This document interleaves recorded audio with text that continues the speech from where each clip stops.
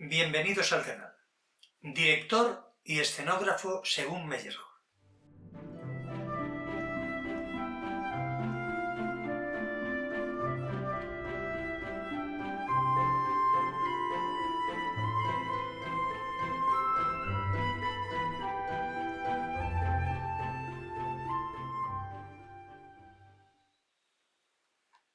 Habitualmente se ponen de acuerdo dos personas, un especialista en escenografía y otro en dirección.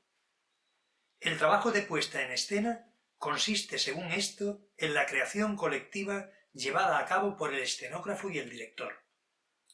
¿Qué grado de armonía debe alcanzarse en este trabajo creativo para que la fuerza de una única voluntad se conserve?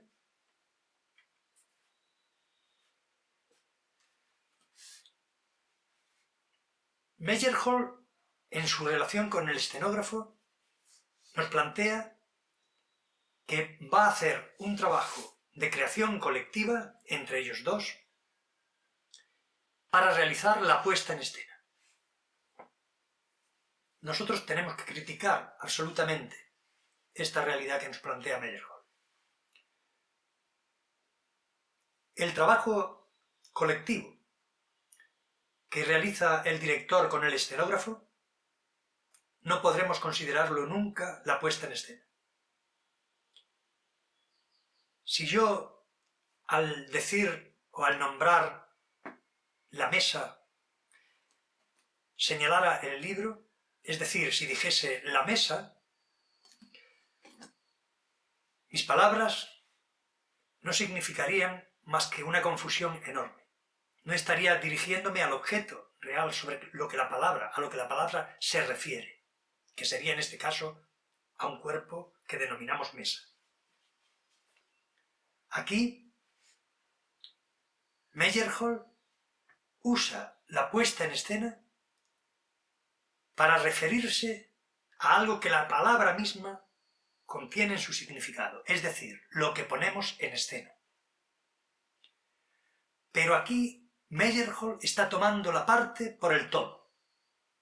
Lo que denomina la puesta en escena, que sería solamente aquellos elementos escenográficos que está tratando con el escenógrafo, es decir, la escenografía, la toma por el todo y dice que eso es la puesta en escena. Pero eso es radicalmente falso. La puesta en escena fundamental en teatro es la puesta en escena de los actores. Los actores son los que se ponen en la escena. También la escenografía, pero se pone como una parte de la puesta en escena. Y si fuésemos más lejos, una parte no constituyente, puesto que podemos realizar puestas en escena sin escenografía.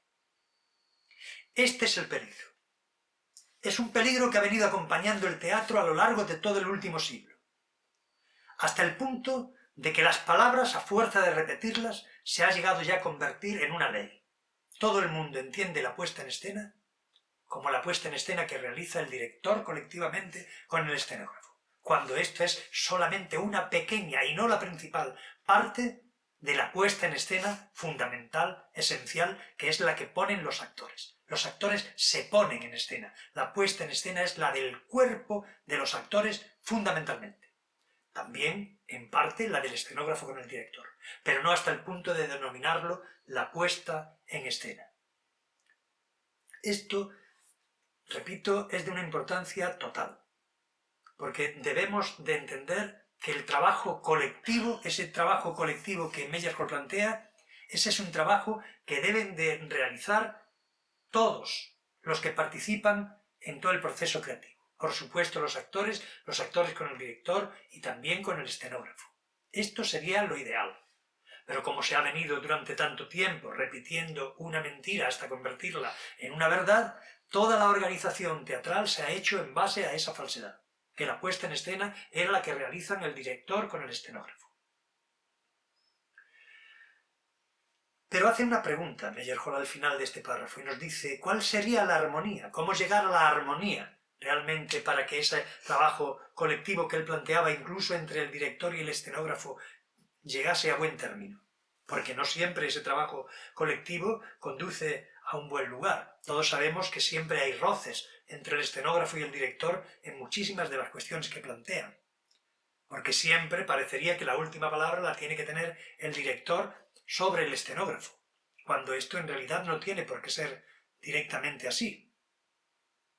Porque no se trata de valorar más la cabeza del director subjetivamente que la cabeza del escenógrafo subjetivamente para la puesta en escena precisamente de algo que corresponde a la forma, a la morfología de la escenografía. Es que el director tiene otras cosas, pero ¿qué cosas? ¿Qué cosas fuera del puro subjetivismo? ¿O de el poder omnímodo que se le otorga, no se sabe por qué razón, en la institución? Es que la palabra director, claro,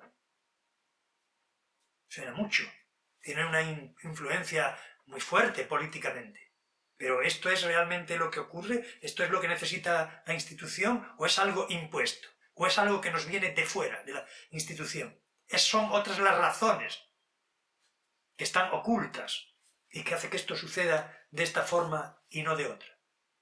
Pues bien, en respuesta a la pregunta que Meyerhold hace de cuál es esa armonía, de dónde viene esa armonía, tenemos que responder que el único lugar donde puede venir es del personaje, de los personajes. Es decir, pero los personajes tomados como una estructura, es decir, como un sistema, no de los personajes tomados como elementos psicológicos y otras cosas que no nos sirven para nada, sino por las razones. Son las razones las que tenemos que buscar, porque el texto, los personajes lo que nos ofrecen son razones. Solo que las razones tienen una cualidad extraordinaria. Al tener nosotros razones, esas razones pueden ser compartidas por todos los miembros de la compañía, por los actores, por el director, por el escenógrafo, y esas razones además no influyen formalmente, es decir, no tienen una influencia sobre la forma en la que esas razones se van a implantar después en la escena. No la tienen ni para los actores, que pueden tener libertad para construir las morfologías, aunque se ajusten a esas razones, a esas relaciones que establecen los personajes. No las va a tener el director, que puede componer libremente también sus formas, sus composiciones, puede aportar sus ideas, no se limita para nada, excepto lo que significa la armonía, lo que estaba pidiendo Meyerhold. Tampoco para el escenógrafo puede libremente construir sus morfologías. ¿Qué tipo de formas vamos a dar a esa escenografía en esta obra concreta? Pero va a tener que asumir las limitaciones que ofrecen las propias razones que encontramos en los personajes.